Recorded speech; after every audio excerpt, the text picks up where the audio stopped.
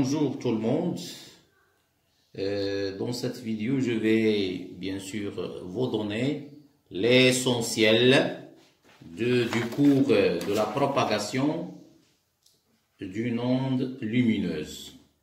Donc j'ai essayé de résumer ce cours, bien sûr, pour vous servir. Donc j'ai résumé dans plusieurs points. Donc je vais commencer avec le premier point. Donc le titre c'est la propagation d'une onde lumineuse. Donc le premier point, je vais parler du phénomène de diffraction. Donc le phénomène de diffraction montre que la lumière a un aspect ondulatoire. Donc on vous donne ça toujours dans cette question dans l'examen national, on vous donne l'expérience de diffraction montre quoi? Donc le phénomène de diffraction montre que la lumière est de nature ondulatoire. Voilà le premier point. Puisque la lumière est une onde, donc elle est caractérisée par sa célérité, sa fréquence et sa longueur d'onde. Donc, puisque la lumière est une onde, donc elle est caractérisée par ces trois caractéristiques, à savoir la célérité, la fréquence et la longueur d'onde lambda. La fréquence c'est nu, c'est pas dans les ondes électromagnétiques on parle de nu et non pas f, petit f ou bien grand n, parce que c'est énorme.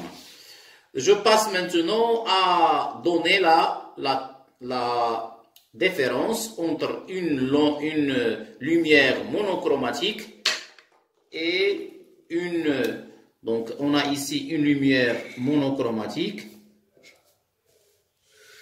et on a une lumière polychromatique. Donc c'est quoi la différence? Donc une lumière monochromatique, c'est une lumière non décomposable par un prisme. En revanche, une lumière décomposable par un prisme, donc c'est une lumière polychromatique.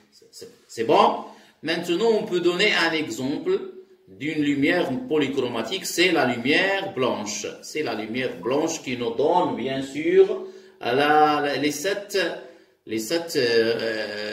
couleurs.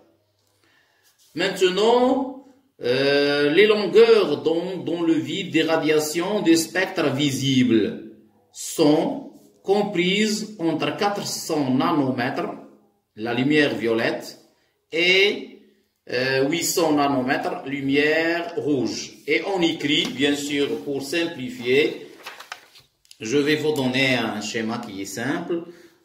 Donc, je trace un axe, lambda, la longueur d'onde en nanomètres. Ici, je mets 400 et ici, je mets 800. Donc, cet intervalle qui est compris entre 400 et 800, c'est le domaine visible. Domaine visible. Et ici, pour 400, donc on a ici l'ultraviolet et 800, lorsque lambda est supérieur ou égal à 800, donc on parle de l'infrarouge. Donc, je répète. Donc, ici, dans ce schéma, on a trois domaines. On a le domaine visible qui est compris entre 400 et 800. Le domaine inférieur, lorsque lambda est inférieur à 400 nanomètres, donc on parle de l'ultraviolet. Et lorsque lambda est supérieur à 800, on parle bien sûr de l'infrarouge. Très bien. Maintenant, on passe à la célérité de la lumière dans le vide. Donc, elle est claire. Donc, on vous donne toujours cette célérité, c'est 3 fois 10 à la puissance mètre seconde moins 1. Dans un milieu transparent, une onde se propage avec une célérité de propagation V, inférieure à C. Par exemple, si on prend le verre, ou bien l'eau, donc la célérité de la lumière, bien sûr, diminue. C'est pas comme le vide. Ici, c'est 3 fois 10 à la puissance 3 fois 10 à la puissance 8 mètres par seconde, c'est la célérité dans le vide. Faites attention, dans le vide, ou bien dans l'air, on considère qu'aussi dans l'air, elle a la même valeur. Maintenant, si on a le milieu transparent, donc cette valeur va diminuer un petit peu. Maintenant, on va passer à une autre. Donc, je signale que 6 points sont bien sûr classés, ou bien ce sont les points qui contiennent le cas de référence pour les examens, pour l'examen national du baccalauréat, bien sûr. Donc, tous les points qui sont dans le cas de référence, j'ai cité ici. Donc, il suffit de réviser ce résumé, c'est suffisant, bien sûr. Je passe maintenant à la définition de l'indice de réfraction. L'indice de réfraction, on note N, elle est définie par la relation, c'est C sur V. C'est quoi le C? Le C, c'est la célérité de la lumière dans le vide, et V, c'est la célérité de la lumière dans le milieu. Donc, petit n n'a pas d'unité. Faites attention, il n'a pas d'unité, et c'est un indice qui est supérieur ou égal à 1. Il est supérieur ou égal à 1 parce que C, il est toujours supérieur à V. Maintenant, je vais donner une autre relation, c'est simple, c'est lambda 0 sur lambda. On peut écrire aussi, c'est une relation qui est très importante, on utilise dans les exercices, N, l'indice de réfraction, égale à lambda 0 sur lambda. Avec lambda 0, c'est la longueur d'onde dans le vide. Dans le vide. Et lambda, c'est la longueur d'onde dans un milieu donné. Dans un milieu donné. Donc, à retenir ça, N égale à lambda 0 sur lambda. Lambda 0, c'est la longueur d'onde dans le vide. Et lambda, c'est la longueur d'onde dans le milieu. Maintenant, je parle de la couleur. Donc, la couleur de la lumière est associée à la fréquence. La couleur de la lumière est associée à la fréquence. Par exemple, chaque couleur, elle a une fréquence donnée. Et elle a bien sûr une longueur d'onde donnée. Et je vais faire un exercice d'application vers la fin. Maintenant, je passe. L'onde lumineuse monochromatique est caractérisée par sa fréquence nue qui ne dépend pas du milieu de propagation. Donc, je vous donne un exemple. Donc, par exemple, on a ici un cuve qui contient de l'eau. Et on va envoyer bien sûr, un rayon lumineux. Donc, on a ici le milieu 1 et ici, on a le milieu 2. Donc, ici, le milieu 1 est différent du milieu 2. Donc, ici, bien sûr, la longueur d'onde, on aura une longueur d'onde et une vitesse, une célérité C. Donc, lambda 1, C1. Donc, lorsque la lumière entre dans le milieu 2, donc, bien sûr, on aura bien sûr une différence entre lambda 1 et lambda 2, donc, bien sûr, on a réfraction, par exemple. Donc, on aura lambda 2 et la vitesse V2. Mais ici, on a la fréquence C nu. On a ici la même fréquence. Malgré le changement du milieu, mais la lumière garde la même fréquence. Faites attention à ça. On garde la même fréquence. Maintenant, je passe. On exprime la longueur d'onde lambda 0 de la lumière monochromatique dans le vide par la relation. Lambda 0, c'est C fois T. C'est quoi le C? C, c'est la célérité dans le vide en mètres par seconde. Et c'est quoi le T? C'est la période. On peut aussi utiliser la fréquence parce que 1 sur nu égale à 1 sur T ou bien T égale à 1 sur nu. Donc, on peut écrire que lambda 0, c'est C sur nu. C sur nu. Le nu, c'est la fréquence. Maintenant, je passe à l'écart angulaire. Donc, à l'écart angulaire, bien sûr, premièrement, la définition. L'écart angulaire, c'est l'angle de diffraction, θ. entre le milieu de la tâche centrale et la première extinction. Elle est définie par la relation. On a deux relations. On a la relation 1, elle est là, et la relation 2, on va démontrer à partir de la figure. Donc, θ, c'est lambda sur A. Lambda sur A. Lambda, c'est la longueur d'onde. A, c'est la largeur de la fente. Et on va démontrer cette relation. Donc, je répète, l'écart angulaire et l'angle entre le milieu de la tâche centrale et la première extinction, il est défini par la relation θ égale à lambda sur A. Donc, j'ai dessiné ici un schéma. Regardez ici un schéma. Voilà, on place le laser ici. Et ici, c'est l'écran. Ici, c'est l'écran. Ici, on a là une fente de largeur petit a. Maintenant, ici, la distance entre la fente et l'écran, c'est grand D. Et ici, on a la tâche centrale et voici sa largeur. Donc, on va travailler avec tangente θ. Donc, on a tangente θ égale, c'est quoi tangente θ? C'est l'opposé, c'est L sur 2 divisé par grand D. D'où tangente θ égale L sur 2D. Or, θ est petit. Θ est petit. Donc, puisque θ est petit, donc on peut écrire, bien sûr, l'approximation tangente θ égale à peu près θ. Équivalent, θ égale L sur 2D. Voilà la deuxième relation. C'est la largeur de la tâche centrale sur 2D. D, c'est quoi? D, c'est la distance qui sépare l'écran et la fente. Voilà la deuxième relation. Donc, θ égale à L sur 2D. Donc, à partir de cette relation, on peut écrire que lambda sur A égale à L sur D. Maintenant, je passe à la condition de diffraction pour les ondes lumineuses. Donc, cette condition aussi, on vous donne dans l'examen. Donc, A est compris entre 10 lambda et 100 lambda. Bien sûr, on a la condition de diffraction pour les ondes mécaniques, c'est A est inférieur ou égal à lambda. Et pour les ondes lumineuses, ou bien les ondes électromagnétiques, A compris entre 10 lambda et 100 lambda. Finalement, je vais terminer avec la dispersion. Donc, le milieu dispersif.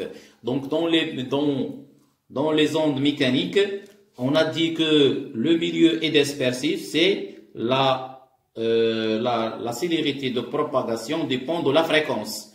Ici, la dispersion de la lumière, lorsque on a la décomposition de la lumière par un prisme, est un phénomène de dispersion des ondes. Par exemple, c'est le cas de la lumière blanche. Donc, lorsque la lumière blanche tombe sur un prisme, donc on voit le spectre qui contient cette couleur. Donc, on parle bien sûr de la dispersion de la lumière blanche. Donc, voilà. Donc, je vais vous poser ce résumé dans la description de cette vidéo, bien sûr, pour que les choses sont claires. Maintenant, je passe à un exercice. Donc, c'est un examen national de l'année dernière, session de rattrapage. Donc, je vais commencer avec la lecture de l'énoncé. Donc, étude de la diffraction de la lumière. La diffraction de la lumière met en évidence l'aspect ondulatoire de la lumière. J'ai déjà signalé ça dans le résumé. De nombreuses applications dans des domaines tels que l'industrie, les nouvelles technologies sont basées sur ce phénomène, ça veut dire le phénomène de diffraction. Cet exercice se propose de déterminer la longueur d'onde d'une radiation émise par une source laser. Une source laser émet une radiation rouge de longueur d'onde lambda R vers une fente horizontale de largeur A égale à 0,3 mm. On observe sur un écran situé à une distance grande D égale à 2 mètres, donc voilà la distance entre l'écran et la fente, des taches lumineuses réparties sur une ligne verticale. La tâche centrale a une largeur LR égale 8,5 mm, voire figure. Voilà la figure. Donc voilà la tâche centrale, ce qui est au milieu. Donc première question, on propose 4 expressions pour la longueur d'onde lambda d'une onde lumineuse diffractée. Choisir, soit en se basant sur une analyse dimensionnelle, l'expression juste. Donc, l'expression juste, bien sûr, puisque lambda est en mètres, donc, bien sûr, on va trouver l'analyse dimensionnelle. La dimension de lambda, c'est L.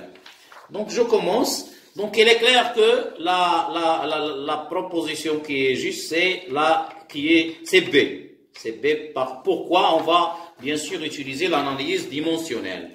Donc, première question, donc on a lambda égale CA fois L sur 2D. Pourquoi? Donc la dimension de lambda égale, c'est la dimension de A fois la dimension de L sur la dimension de D.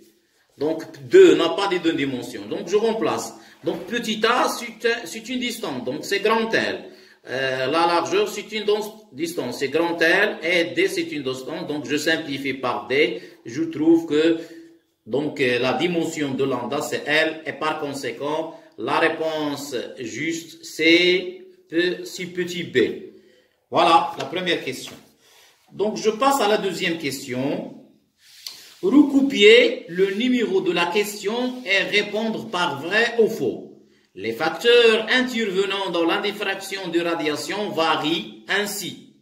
Premièrement, l'écart θ augmente, c'est la longueur d'onde lambda de la radiation émise augmente. Oui, bien sûr. Pourquoi? Parce que on a θ égale lambda sur A, la définition. Donc, c'est lorsque lambda augmente, bien sûr, θ augmente. Donc, la première proposition, elle est juste. Donc, 2,1 est juste. 2,1, donc, vrai. Donc, vrai. Donc, parce qu'on vous demande de répondre par vrai ou faux. La deuxième proposition, la largeur L de la tâche centrale est proportionnelle à la largeur de la fente. La largeur L de la tâche centrale est proportionnelle à la largeur de la fente. Ça veut dire quoi ça? Ça veut dire lorsque L augmente, lorsque A augmente. Donc c'est faux. Donc c'est inversement proportionnel. Donc pour avoir une largeur de la tâche centrale grande, donc il faut que petit a elle est petit. Donc 2,2 c'est faux. Voilà. Donc 2,1 vrai, 2,2 faux. Donc je passe à la troisième question. Troisième question, il est facile. Déterminer la longueur d'onde lambda R de la radiation émise par cette source de laser. Donc je vais utiliser la relation qu'on a déjà bien sûr parlé en petit a. Donc petit 3. Donc ici on a la relation lambda égale CA fois L sur 2D. Donc je replace ici, je mets LR, lambda R et ici R. Donc et après l'application numérique, lambda R égale, donc le A elle est donnée, c'est 0,3 mm. Donc je vais multiplier par 10 à la puissance moins 3. Pourquoi? Parce que j'utilise le mètre, c'est l'unité internationale. LR étant 8,5 mm, la même chose, je multiplie par 10 à la puissance moins 3. Et 2 fois combien la grande D, c'est 2.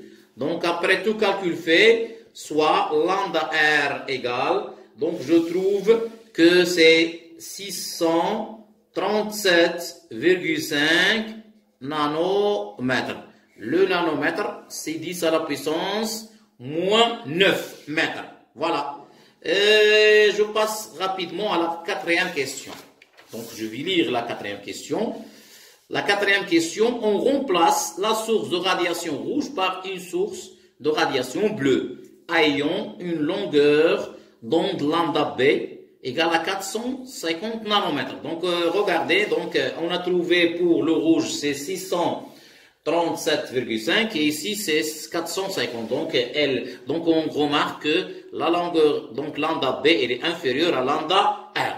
Comparez les largeurs LR et LB des deux tâches obtenues, bien sûr, en justifiant la réponse. Voilà. Donc, je vais commencer. Donc, je vais commencer cette question, elle est facile. Donc, je vais poser premièrement à quoi est égal lambda R. Lambda R, c'est A, parce que A reste fixe. La LR est de D, et aussi D fixe. Et lambda B maintenant, la longueur donc, de la radiation bleue. C'est A reste fixe, mais ici c'est LB et sur 2D.